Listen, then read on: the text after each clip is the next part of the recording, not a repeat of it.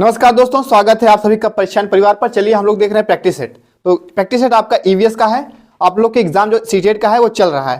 तो आप लोग तैयारी करने के लिए अच्छे बेहतर तैयारी करना चाहते हैं तो हमारे साथ जुड़े रहेंगे और प्रैक्टिस सेट प्रीवियस का पेपर सब सॉल्व करके ही जाएंगे। तो आप चलिए हमारे साथ जुड़े रहिए, देखते हैं प्रैक्टिस सेट।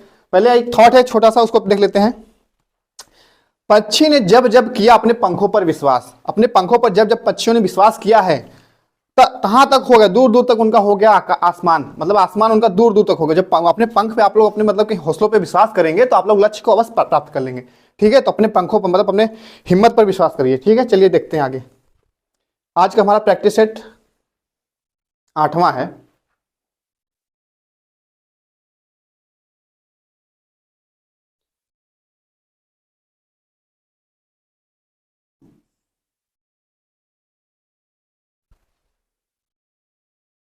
पहला प्रश्न है, शिक्षिका ने अपने विद्यार्थियों को भोजन के रूप में ग्रहण किए जाने वाले पौधों के विभिन्न भागों जैसे जड़, तना, पुष्पों के नाम जानने के लिए अपने परिवार के सदस्यों से परामर्श करने के लिए कहा है। मतलब शिक्षिका ने क्या कहा है कि मतलब पौधों के जो भाग होते हैं विभिन्न, जड़, तना, पुष्प, इन सबको अपने मतलब परिवार में जाकर सदस्यों से परामर्श कीजिए कि क्रियाकलाप मतलब करने के लिए कहा है कि इस अभिकल्पना की गई है, इस क्रियाकलाप की अभिकल्पना किस लिए की गई है। तो ऑप्शन देखते हैं क्या क्या है। अनुभवात्मक सीखने को प्रोत्साहित करने के लिए, कि भोजन से संबंधित संप्रत्यों को सीखने को प्रोत्साहित करने के लिए, या फिर पाठ को अधिक आनंददायी और रुचिपूर्ण बनाने के लिए, या फिर विद्यार्थियों को भोजन के विषय में खुले मन से खोज करने के लिए अनुमति देना। ठीक है, इसमें अनुभवात्मक सीखने को प्रोत्साहित करने के लिए जो होता है यही पहला आपका सही है, क्योंकि अनुभव द्वारा ही क्या परिवार के सदस्य, परिवार के पास अनुभव है उनके मतलब बच्चों के, तो परिवार से जब जाएंगे तो कुछ अनुभव लेंगे ना अपने मतलब के पेरेंट्स से, परिवार के सदस्यों से, तो वहां समझेंगे पेड़ के जो भाग होते हैं, जड़, तना, पुष्प, इनके नाम जानेंगे। ठीक है, तो आपका पहला ऑप्शन ए सही है, अनुभवात्मक सीखने को प्रोत्साहित करने के लिए। अगला प्रश्न है, विद्यार्थी केंद्रित कक्षाएं विद्यार्थियों के सीखने के लिए सहायक वातावरण सुनिश्चित करती है। ठीक है, तो निम्न में से कौन सा इसी बात को प्रस्तावित करेगा, इसी बात को प्रस्तावित करना है। ऑप्शन है, शिक्षक निर्देश देता है तथा विद्यार्थियों से अपेक्षा करता है कि वो उनका पालन करें और अनुशासित रहें। अनुशासन में मतलब रहना है विद्यार्थियों को, नहीं। शिक्षक पाठ्य पुस्तक पढ़ाता है, श्यामपट्ट पर प्रश्न एवं उत्तर लिखता है और विद्यार्थियों से उन्हें लिखने के लिए कहता है। बस श्यामपट्ट पर लिख दिया, बच्चों से कहेगा उतार लो बस जाओ, तो ये भी नहीं है, आपका ए बी दोनों कटा है। शिक्षक ऐसी सीखने की परिस्थिति उपलब्ध कराता है जो विद्यार्थियों को अवसर देता है। अवसर एक पॉइंट अच्छा है, वे अवलोकन करें, खोज अन्वेषण करें, प्रश्न करें, प्रयोग करें, विभिन्न प्रत्ययों की समझ विकसित करें। मतलब सभी अच्छे पॉइंट इसमें दिख रहे हैं, तो आपका ऑप्शन सी सही है। कक्षा की गतिविधियों को शिक्षक नियंत्रित करता है, उसके विद्यार्थियों की भागीदारी कम से कम ये भी कट गया। ठीक है, ऑप्शन सी है, सी। अगला प्रश्न, स्वाति कक्षा 4 की एक ईवीएस शिक्षिका ने कई तरह के पौधे जैसे घास, बांस, गुलाब, केला, बरगद, ताड़ के पेड़ को वीडियो दिखाती है। ठीक है, और सभी पेड़ पौधों के आकार, पत्तों, तनों और फूलों के बारे में विद्यार्थियों के साथ चर्चा करती है। इस गतिविधि में सबसे उपयुक्त उद्देश्य विद्यार्थियों का ध्यान आकर्षित करेगा। सबसे बढ़िया उद्देश्य क्या होगा जो बच्चों का ध्यान आकर्षित करने के लिए इसमें है? पौधों के भागों की तरफ देखना, मतलब पौधों और पेड़ों के बीच अंतर बताना, नहीं। पेड़ पौधों के वर्ग के भीतर मौजूद भिन्नता आगे मतलब कि क्या है, कई प्रकार के पेड़ पौधे हैं, बांस है, गुलाब है, केला, बरगद, ताड़ सब पेड़ हैं, और इनके भीतर मतलब इनके वर्ग में मतलब कि इनके जो क्वालिटी है, इनकी पत्तियां, फूल, ये सब कैसे हैं, तने, पत्ते, फूल, इनके बारे में विद्यार्थियों को चर्चा करनी, तो भिन्नता ही जाननी है ना, उनके भीतर क्या मौजूद भिन्नता है। तो ऑप्शन सी आपका सही है। मानव के लिए पौधों का महत्व ही नहीं, आपका ऑप्शन सी सही है। अगला प्रश्न देखते हैं, मिश्रित लर्निंग मोड में ईवीएस पढ़ाने के फायदे हैं। मतलब कि मिश्रित लर्निंग मोड मतलब जहाँ पे हाइब्रिड क्लास मतलब चलती हो, जहाँ पे ऑफलाइन ऑनलाइन दोनों चलती हैं, तो उसमें क्या होता है, विद्यार्थी कहीं से भी ऑनलाइन कक्षा में शामिल हो सकते हैं। हाँ, विद्यार्थियों को शिक्षक एवं साथियों से आमने सामने बातचीत करने को मिलता है। ये भी सही है कि इसमें मतलब एक दूसरे से कांटेक्ट में रहेंगे, बातचीत अपना पूछताछ कर सकते हैं। विद्यार्थियों को कक्षा के दौरान चौकन्ना रहने की आवश्यकता नहीं, चौकन्ना रहने की आवश्यकता, ये गलत है, मतलब कि चौकन्ना रहना जरूरी है, तो विद्यार्थियों को कक्षा के दौरान चौकन्ना रहना पड़ेगा। विद्यार्थी अपने ऑनलाइन पढ़ाई से सीखी हुई बातों पर समुदाय में पूरा गतिविधि से पूरा कर सकते हैं। ठीक है, तो ये भी सही है। ऑप्शन ए सही है, बी सही है और डी सही, सी गलत है क्योंकि ये चौकन्ना आवश्यकता नहीं कहा है, तो आवश्यकता है चौकन्ना रहने की। ऑप्शन आपका ए बी डी आपका ऑप्शन सी में है, ऑप्शन सी सही है। अगला प्रश्न है, एक दूसरे देश का विद्यार्थी आपकी कक्षा में, जहां प्रायः सभी स्थानीय विद्यार्थी, ठीक है, कहीं बाहर से दूसरे देश से एक विद्यार्थी आया आपकी कक्षा में, जहाँ पे सभी स्थानीय विद्यार्थी बैठे हैं, आप विभिन्न संस्कृतियों की प्रथाओं पर चर्चा करने के लिए इस अवसर का प्रयोग करना चाहते हैं। तो यह महत्वपूर्ण है। किस बात पे आप मतलब चर्चा करेंगे? विद्यार्थियों में बातचीत करने और पारस्परिक मेल जोल को बढ़ावा देने के लिए कहेंगे कि आप आपस में बातचीत करके अपना मेल जोल मतलब दोस्ती यारी करो। पक्षपात और रूढ़ियों को कम करने और विविधता को महत्व देने के लिए कहेंगे। ठीक है, आगे देखते हैं। अन्य संस्कृतियों के प्रति अपने दृष्टिकोण को अभिव्यक्त करने के लिए, अपने मतलब कि अन्य संस्कृतियों के प्रति दृष्टिकोण देना नहीं, समझने के लिए कि अन्य संस्कृतियां किस प्रकार हमारी खुद की संस्कृति की तुलना में बहुत बेहतर है। बेहतर अपने आप संस्कृति नहीं बताना है। ठीक है, एक समान वो करना है, पक्षपात नहीं करना हमको ना। पक्षपात रूढ़िवादिता कोई बात करनी है, कम इसको कम करना है ना। कम करने का मतलब अच्छा पॉइंट है, विविधता को महत्व देना, उसकी विविधता को महत्व भी दे रहा है। तो आपका सबसे सही ऑप्शन बी है। ठीक है, ऑप्शन बी सही है। अगला प्रश्न है, एक आविष्कारक के रूप में बच्चे निम्नलिखित रूप में अपनी समस्याएं की खोज कैसे करते हैं? एक आविष्कारक के रूप में बच्चे निम्न में से कौन से मतलब अपनी समस्याओं का खोज करेंगे? प्रयोग अवलोकन करेंगे, फिर यह प्रदर्शन निरीक्षण करेंगे, या सभी? तो इसमें सभी है, प्रयोग भी करेंगे, अवलोकन भी करेंगे, प्रदर्शन निरीक्षण भी करेंगे। ठीक है, क्योंकि एक आविष्कारक मतलब विशेषता यही बताती है सब चीज। ऑप्शन 4 आपका सही है, सभी। अगला प्रश्न है, ईवीएस में शैक्षिक भ्रमण का मूल उद्देश्य क्या होना चाहिए? ठीक है, शैक्षिक भ्रमण करना है तो उसका उद्देश्य मूल क्या होगा? ऑप्शन है, बच्चों की ऊर्जा के विकास के लिए, छात्रों को प्रत्यक्ष अनुभव देने के लिए, या फिर सामाजिककरण को बढ़ावा देने के लिए, या फिर सामूहिक भावना को बढ़ावा देने के लिए। इसमें सबसे क्या सटीक उत्तर मिलेगा आपको? छात्रों को प्रत्यक्ष अनुभव देना। ठीक है, क्योंकि भ्रमण में क्या होता है, छात्र जाएंगे जहाँ पे, वहाँ पे प्रत्यक्ष रूप से मूर्त चीजों का अवलोकन करेंगे। ठीक है, ऑप्शन आपका पहला मतलब दूसरा सही है, ऑप्शन दूसरा सही है। अगला प्रश्न है, प्राथमिक स्तर पर पर्यावरण अध्ययन का उद्देश्य है। प्राथमिक स्तर पर पर्यावरण अध्ययन का उद्देश्य क्या हो सकता है? बच्चों को अपने स्वयं के सीखने पर प्रतिबिंबित करने के लिए प्रोत्साहित करना। ठीक है, सही है। बच्चों पर्यावरण समस्याओं को हल करने में सक्षम बनाना। ठीक है, ये भी सही है। बच्चों को नए ज्ञान का सृजन करने के लिए वो मतलब संलग्न करना। ठीक है, बच्चों को ज्ञान के निकाय के प्राप्तिकर्ता के रूप में व्यवहार करना। एक निश्चित मतलब क्या है कि ज्ञान को निकाय के एक निश्चित निकाय के प्राप्तिकर्ता के रूप में व्यवहार करना। तो ये आपका डी नहीं सही है। ठीक है, सही विकल्प आप चुनना था, तो ए सही है, बी सही है, सी सही है। Option A, B, C option A में है, यही सही है। अगला प्रश्न है, देखते हैं।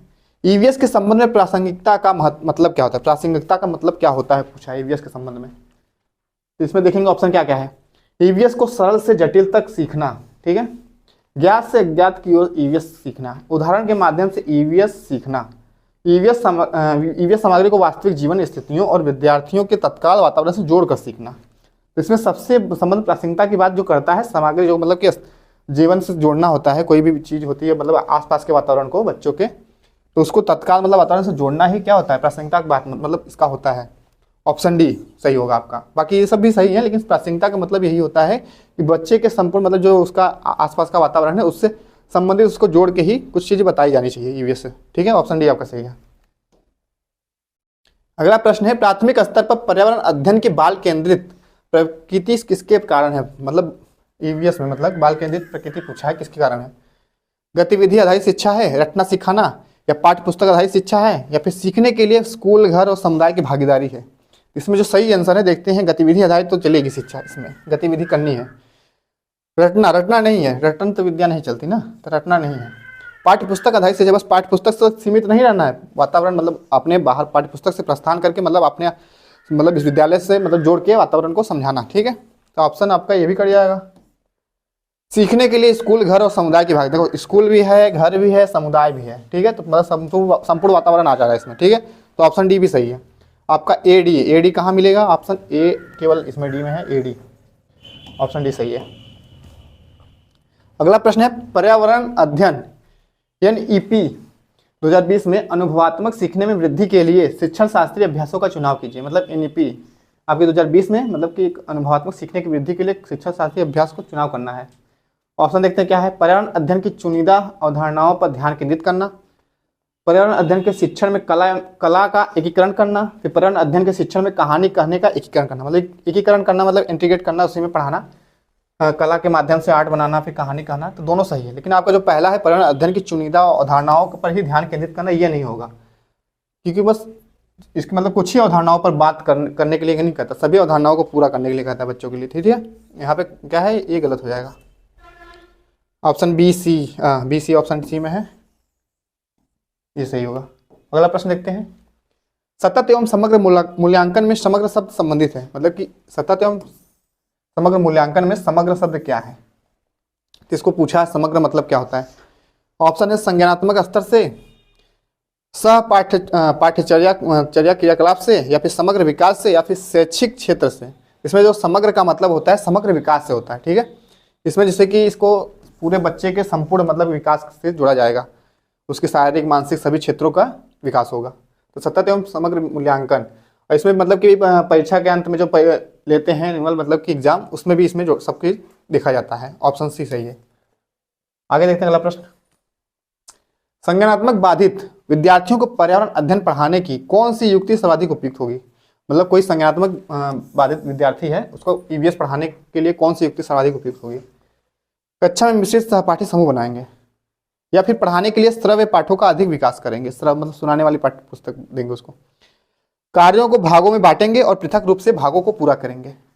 फिर स्पर्शी शिक्षण अधिगम सामग्रियों का अधिक उपयोग करेंगे। स्पर्शी दृष्टिबाधित तो नहीं है, तो ये नहीं होगा, लेकिन आपका सी ऑप्शन सही है। कार्यों को क्या करेंगे, कई भागों में तोड़ेंगे, उससे अलग अलग करके भागों को पूरा करेंगे, तो उसको समझने में कठिनाई जो होती थी वो नहीं होगी, ठीक है। ऑप्शन सी आपका सही है। अगला प्रश्न है जल से संबंधित त्योहारों को समुदायों द्वारा मनाने को ज्ञात करने के लिए, ठीक है, सर्वाधिक उपयुक्त युक्ति कौन सी होगी। मतलब जल से संबंधित त्यौहार को मनाना है समुदाय द्वारा, तो क्या मतलब इसमें ज्ञात करना है कि मतलब सर्वाधिक उपयुक्त युक्ति कौन सी है।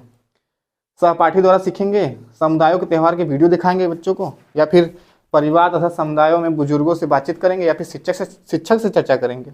इसमें समुदायों द्वारा जो मनाया जाता है त्यौहार जल संबंधित, वो क्या होता है, समुदाय मतलब क्या, अपने मतलब कि जो रहते हैं समुदाय में सभी लोग, इन्हीं लोग द्वारा मनाई जाती है त्यौहार। तो उनसे जब जाकर उनसे जो परिवार तथा समुदाय के बुजुर्ग होंगे उनसे बातचीत करेंगे ना, तभी उसके बारे में ज्ञात होगा ना कि कौन सा त्यौहार किस मतलब से मनाया जाता है, क्या होता है उसका, ठीक है, उपयोगिता क्या होती है। तो आपका ऑप्शन क्या सही, ऑप्शन सी। कोई भी त्यौहार जैसे कि एकादशी हो गया, गंगा एकादशी, सब होता है त्यौहार जल से संबंधित, तो इसमें अपने बुजुर्गों परिवार से बातचीत करेंगे, ठीक है। ऑप्शन सी सही है। अगला प्रश्न है कक्षा 1 तथा 2 में पर्यावरण अध्ययन की कोई पाठ्यपुस्तक क्यों नहीं है। पूछा है कि कक्षा 1 और 2 में पर्यावरण अध्ययन की कोई पाठ्यपुस्तक नहीं, ऐसा क्यों। ऑप्शन है पर्यावरण अध्ययन के प्रक्रिया कौशल शिक्षक की हैंडबुक में सुझाए गए खेलों द्वारा पढ़ाए जाते हैं, ठीक है। या फिर पर्यावरण अध्ययन की महत्वपूर्ण संकल्पनाएं शिक्षकों द्वारा संचालित पारस्परिक क्रियाकलापों द्वारा पढ़ाए जाते हैं, या फिर पर्यावरण अध्ययन से संबंधित संकल्पनाएं और कौशल भाषा तथा गणित के द्वारा सिखाए जाते हैं, या फिर पर्यावरण अध्ययन से संबंधित संकल्पनाएं और कौशल भाषा शिक्षण द्वारा किए जाते हैं। इसमें एनसीएफ 2005 बात करता है कि जो हमारे कक्षा मतलब 1-2 के बच्चे हैं उनको मतलब अलग से मतलब पर्यावरण अध्ययन नहीं पढ़ाया जाएगा, उनको जो पर्यावरण पढ़ाया जाएगा वो भाषा और गणित में एकीकृत करके ही पढ़ाया जाएगा, ठीक है। उनको उसी से रिलेट करके भाषा और गणित आपका ऑप्शन देखिए यहाँ पे मिल रहा है, भाषा और गणित के द्वारा सिखाया जाएगा। ऑप्शन सी आपका सही है।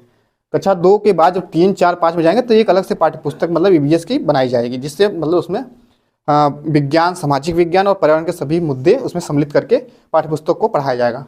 तो आपको कक्षा 3 से 5 तक, लेकिन कक्षा 1-2 में बस यही भाषा और गणित में ही इसको इंटीग्रेट करके बताया जाएगा। ऑप्शन सी आपका सही है। अगला प्रश्न है संजीव अपनी कक्षा में बच्चों को पक्षियों के बारे में पढ़ा रहा था, ठीक है। अचानक विद्या ने प्रश्न किया कि पक्षी अपनी गर्दन ज्यादा क्यों हिलाती रहती है। संजीव निम्नलिखित में से क्या उत्तर देगा। देखते हैं ऑप्शन, देखते हैं क्या है। मतलब एक विद्या मतलब है अपने टीचर से पूछ रही है कि मतलब जो पक्षी अपनी गर्दन हिलाते हैं ज्यादा, वो क्यों हिलाते हैं। गर्दन हिलाने से ही पक्षी उड़ने में सक्षम होते हैं। क्या गर्दन हिलाने से पक्षी उड़ जाएंगे, या फिर गर्दन हिलाने से पक्षी का मुंह का खाना जल्दी पेट में चला जाता है, मतलब गर्दन हिलाएंगे तो खाना जल्दी पेट में चला जाएगा, या फिर गर्दन हिलाकर वह दूसरे पक्षियों से इशारा से बात करते हैं, उनका इशारा करने वाला बात होता है गर्दन हिला के आओ आओ, नहीं। और डी क्या है, क्योंकि पक्षियों की आंखों की पुतली घूम नहीं सकती, ठीक है। तो इसमें देखेंगे क्योंकि उनकी पक्षियों की आंखें की पुतली घूम नहीं सकती, इसलिए वो क्या करते हैं, अपनी गर्दन ज्यादा इधर उधर घुमाते हैं। ऑप्शन डी, ठीक है, ऑप्शन डी आपका सही है। आगे देखते हैं अगला प्रश्न। निम्नलिखित में से कौन पोषक तत्वों का एक भाग नहीं है। एक भाग नहीं पूछा है, पोषक तत्वों का भाग नहीं है, ठीक है। खनिज है, प्रोटीन है, विटामिन है, कास्टिक सोडा है। इसमें आपका जानते हैं पोषक तत्व में खनिज आते हैं, मिनरल्स और प्रोटीन आते हैं, विटामिन भी आते हैं, लेकिन जो कास्टिक सोडा एक क्षारीय पदार्थ, ठीक है, क्षारीय पदार्थ है, ये आपका मतलब पोषक तत्व में नहीं आएगा। ये आपका ऑप्शन डी सही है, ऑप्शन डी।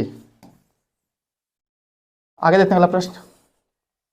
ओजोन परत के क्षय का कारण है। ओजोन परत जो हमारे समताप मंडल में ओजोन परत पाई जाती है, ओजोन मंडल में, तो उसका जो क्षय होता है उसका कारण क्या हो सकता है। एफएफसी, सीसीएफ या एफसीसी या सीएफसी। तो इसमें जो आपका सही ऑप्शन डी सही है, सीएफसी, इसका पूरा नाम होता है क्लोरोफ्लोरोकार्बन। क्लोरोफ्लोरोकार्बन।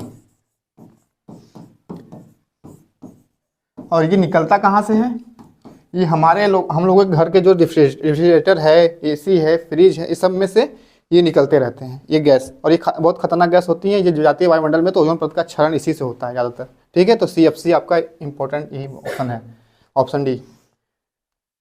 आगे देखते हैं अगला प्रश्न।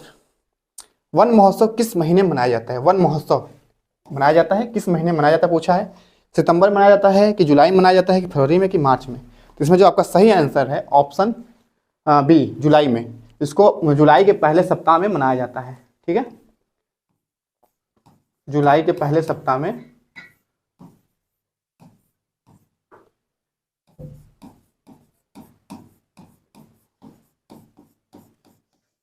उन्नीस से लगभग इसको मनाया जाता है, 1969 से जुलाई के पहले सप्ताह में वन महोत्सव मनाया जाता है। अगला प्रश्न है, भारत के किस क्षेत्र में स्थानांतरित खेती की जाती है? स्थानांतरित कृषि मतलब जिसे हम झूम खेती भी कहते हैं, झूमिंग कृषि। ठीक है, तो इस मतलब भारत के किस भाग में की जाती है? उत्तर पश्चिम क्षेत्र में की जाती है, या कि दक्षिण पूर्वी क्षेत्र में की जाती है, या उत्तर पूर्वी क्षेत्र में की जाती है, या फिर दक्षिणी क्षेत्र में की जाती है? तो आपका उत्तर वो क्या है? उत्तर पूर्व क्षेत्र। जो आपके उत्तर पूर्व क्षेत्र होते हैं वहाँ पे झूम खेती होती है। ठीक है, स्थानिक कृषि जिसे कहते हैं। तो ऑप्शन आपका ऑप्शन सी सही है। नॉर्थ ईस्टर्न रीजन में आपकी झूम स्थानिक कृषि खेती की जाती है। अगला प्रश्न है, 3 राज्यों का वह समूह है जिनके किसी किनारे पर बंगाल की खाड़ी है। बंगाल की खाड़ी देखना है कौन कौन से आएंगे इसमें। तो आप देखेंगे मैप है बगल में, इसमें देख लेंगे बंगाल खाड़ी कहाँ है। आपकी बंगाल खाड़ी इस साइड पूरब, भारत के जो पूर्वी तट है उसके पूरब में बंगाल खाड़ी है आपके। और इसमें पूछा है कि कौन कौन से मतलब कि राज्य इसके बंगाल खाड़ी के तट पे हैं। तो इसमें देखेंगे हम पहले नीचे से देखेंगे, तमिलनाडु पड़ेगा, ये आपका तमिलनाडु है, फिर आंध्र प्रदेश है, फिर उड़ीसा है, फिर क्या है, पश्चिम बंगाल है। ठीक है, तो मतलब कि 4 राज्य इसमें आपके बंगाल खाड़ी के तट पे हैं। तो आंध्र प्रदेश, महाराष्ट्र, तमिलनाडु, उड़ीसा, केरल, तमिलनाडु, आपका उड़ीसा, आंध्र प्रदेश, तमिलनाडु। देखिए आपका सी ऑप्शन जो है उड़ीसा है, आंध्र प्रदेश है, तमिलनाडु है। ठीक है, तो आपका मिल गया यहीं पे, ऑप्शन सी सही है। ये आपकी कहाँ है? बंगाल के खाड़ी के तट पे स्थित है। ठीक है, और इधर देखिए अरब सागर प्रश्न पूछेगा कि तट पे कौन से राज्य स्थित है। तो आपके केरल राज्य स्थित है, कर्नाटक राज्य स्थित है, गोवा है, और महाराष्ट्र है, और फिर गुजरात है। ये 5 राज्य आपके कहाँ है? अरब सागर के तट पे स्थित है। ठीक है, और प्रश्न पूछ सकता है आगे देखते हैं अगला प्रश्न। खिजड़ी वृक्ष के बारे में नीचे दिए कथनों पर विचार करना। खिजड़ी वृक्ष राजस्थान का वृक्ष है ये, इसके बारे में कुछ विशेषता दी गई, देखते हैं क्या सही है क्या गलत। यह वृक्ष मुख्यतः रेगिस्तान क्षेत्र में पाया जाता है, हाँ ये सही है। इसे उगने के लिए अधिक जल की आवश्यकता नहीं होती, ये भी सही है। यह वृक्ष अपने तने में जल को संचित करता है, जिसका उपयोग आवश्यकता पड़ने पर किया जाता है, मतलब तने में जल को संचित नहीं करता ये इसकी विशेषता नहीं है। ठीक है, ये आपका सी नहीं रहेगा। इस वृक्ष की छाल का उपयोग दवाइयों के बनाने में होता है तथा इसकी लकड़ी पर कीटों का प्रभाव नहीं पड़ता, ये भी सही है कि इसके वृक्ष की छाल का उपयोग दवाइयों के लिए प्रयोग कर सकते हैं, और इसकी जो लकड़ी होती है इसमें कीटे नहीं लगते हैं। इस वृक्ष में बहुत कम पत्तियां होती हैं, ये गलत है, किसकी मतलब पत्तियां कम नहीं होती, ज़्यादा होती हैं, तो ये भी गलत है। तो आप ए बी डी आपका ऑप्शन ए में है, यही सही है कथन। ठीक है, ऑप्शन ए सही है, विशेषता खिजड़ी वृक्ष की यही है। ये राजस्थान के आपके खिजड़ी नामक गाँव है, वहाँ पर ज़्यादातर पाए जाते हैं। अगला प्रश्न, निम्न पौधों में से कौन सा पौधा कीटों को जाल में फंसाता है और खा जाता है? तो इसमें देखते हैं कौन सा ऐसा पौधा है जो कीड़ों को पकड़ खा जाता है।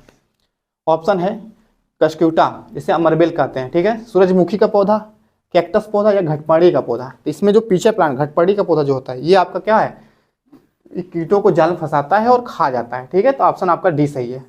घटपड़ी जो पौधा होता है ये आपके मतलब कि ये पीछे प्लांट कहते हैं इसलिए क्योंकि ये कीड़े मकोड़ों को मार के खा जाता है। ये अपने जाल में फंसाएगा नाइट्रोजन की पूर्ति के लिए, अपने जाल में कीड़े मकोड़ों को फंसाता है, जैसे मेढक हो गए, छोटे मोटे कीड़े मकोड़े हो गए, उनको खा जाता है मार के।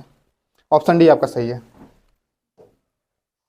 अगला प्रश्न है, रोनाल्डो रॉस को 1902 में चिकित्सा के क्षेत्र में नोबेल पुरस्कार शोध करने के लिए मिला था। ठीक है, इनको पुरस्कार मिला था, नोबेल पुरस्कार, साइंटिस्ट हैं, 1902 में।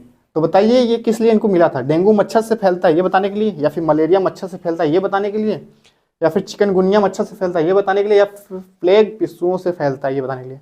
इसमें रोनाल्डो रॉस किससे संबंधित है? मलेरिया से। ये मलेरिया बताए थे कि मच्छरों से फैलता है। ठीक है, तो ऑप्शन आपका बी सही है, बी, ऑप्शन बी, मलेरिया मच्छर से फैलता है ये बताए थे, इसलिए इनको 1902 में नोबेल पुरस्कार मिला था।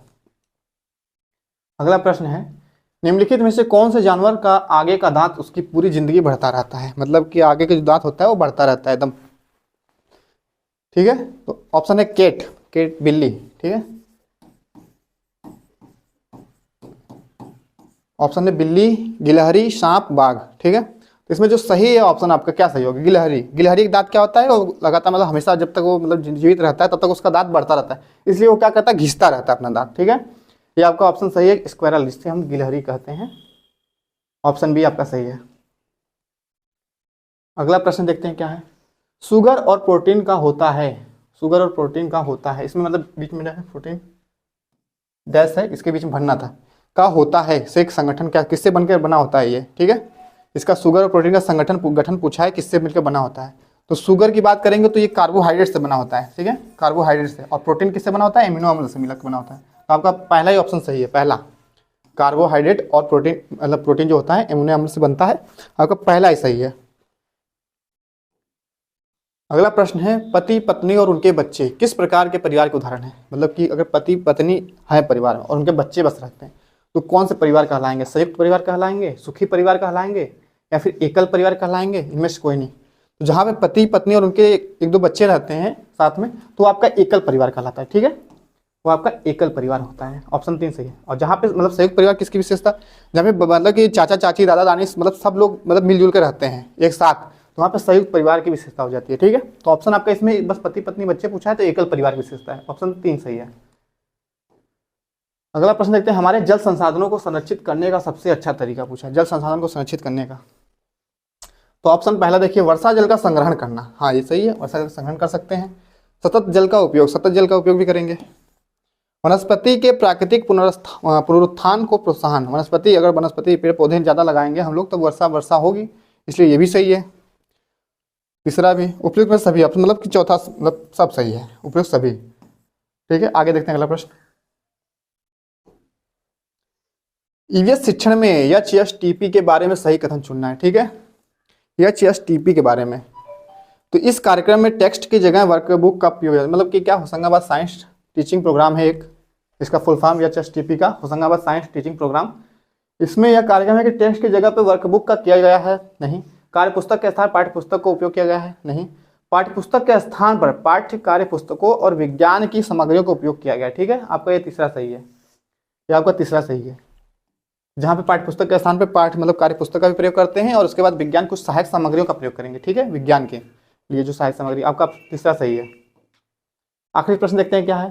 तरुण भारत संघ एक ऐसी संस्था है जो जल के संरक्षण के लिए कार्य करती है, इस संस्था के प्रधान मतलब प्रधान मुखिया निम्न में से कौन एक है, पूछा है। ऑप्शन है मेधा पाटेकर थी, या सुंदरलाल बहुगुणा है, या फिर राजेंद्र सिंह है, या पीसी जोशी है। तो आपका इसमें जो सबसे सही आंसर है ऑप्शन सी, क्या नाम है, राजेंद्र सिंह, राजेंद्र सिंह, ऑप्शन सी सही है। इन्हें जल पुरुष भी कहते हैं। ठीक है, इन्हें जल पुरुष भी कहते हैं, जल पुरुष। एक तरुण भारत संघ के मतलब मुखिया हैं, इन्होंने इसको बनाया था एक एनजीओ, और इनको जल पुरुष भी कहते हैं, राजेंद्र सिंह जी हैं। ठीक है, ऑप्शन आपका सी सही है, ऑप्शन सी। तो दोस्तों मिलते हैं अब नेक्स्ट वीडियो में, तब तक के लिए जय हिंद जय भारत, आप सभी का बहुत बहुत धन्यवाद।